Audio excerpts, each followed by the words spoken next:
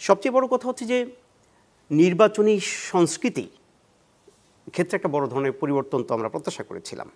24-এর গণঅভ্যুত্থানের মধ্য দিয়ে বিশ্ববিদ্যালয়গুলোর তো সার্বিক যে আপনার শিক্ষার পরিবেশ এবং বিশ্ববিদ্যালয়গুলোর যে ক্যাম্পাসের যে প্রাণ প্রকৃতি, সেগুলো নিয়ে তো আমাদের একটা প্রত্যাশা তৈরি হয়েছিল।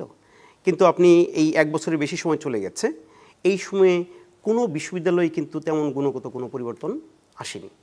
হ্যাঁ, প্রশাসনে হাত বদল হয়েছে, ছাত্র সংগঠনগুলোর ক্ষেত্রে কিন্তু হাত বদল হয়েছে। বিশেষ করে যেই সরকারটি প্রতিষ্ঠিত হয়েছে, বিশ্ববিদ্যালয়গুলো তো আর সরকারের বাইরের কিছু নয়। আপনারা দেখবেন যে সরকার 11-12টি সংস্কার কমিশন করেছে, শিক্ষা সংস্কার কমিশন করেনি।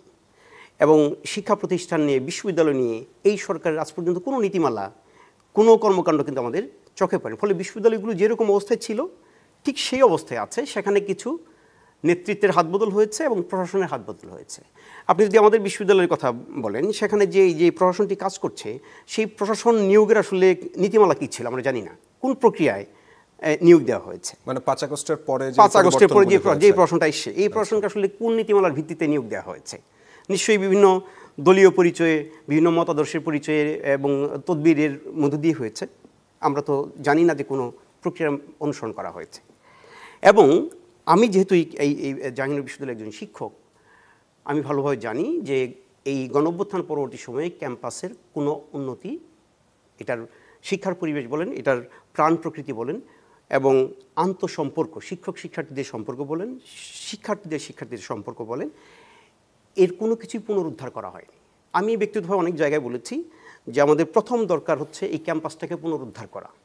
এই যে শিক্ষক শিক্ষার্থীদের সম্পর্ক, সেই সম্পর্ককে পুনরুদ্ধার করা, বিভিন্ন সংগঠনের মাঝে যে সম্পর্ক, সেগুলোকে পুনরুদ্ধার করা, সেই সম্পর্ক পুনরুদ্ধার করার কাজটি এই প্রশাসন করেনি।